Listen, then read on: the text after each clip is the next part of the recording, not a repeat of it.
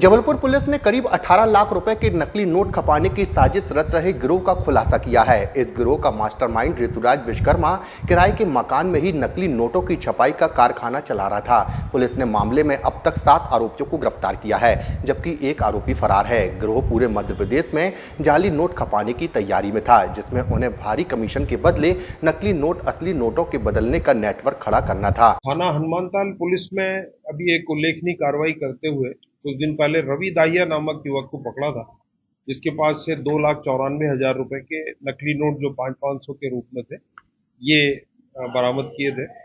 इस व्यक्ति से जब पूछताछ की गई इन जाली नोटों के बारे में, तो इसने जो जानकारी दी उसके आधार पर ऋतुराज विश्वकर्मा, जो इस पूरे मामले का मास्टरमाइंड आदमी है, इसे गिरफ्तार किया है।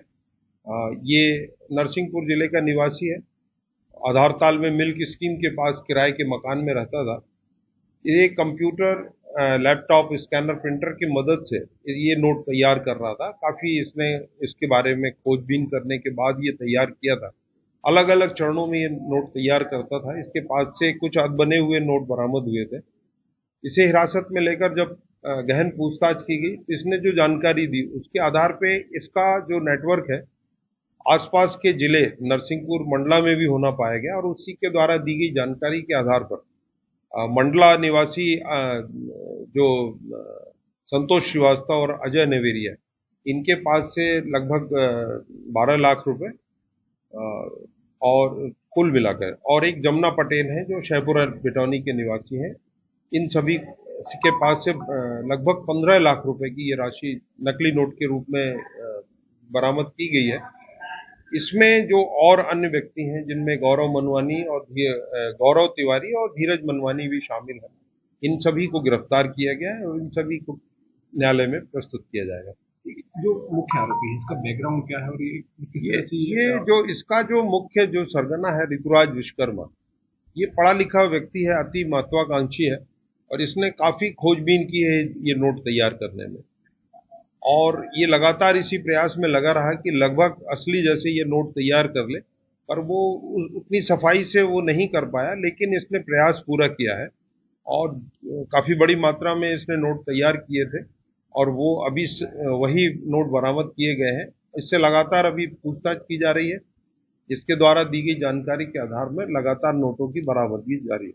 कि जो इसमें बनाता था, किसी क्या क्या उपयोग कर रहा था, कोई ऐप वगैरह भी कोई उपयोग करके? नहीं, इसने बताया कि एक तो विकिपीडिया से इसने काफी जानकारी हासिल की।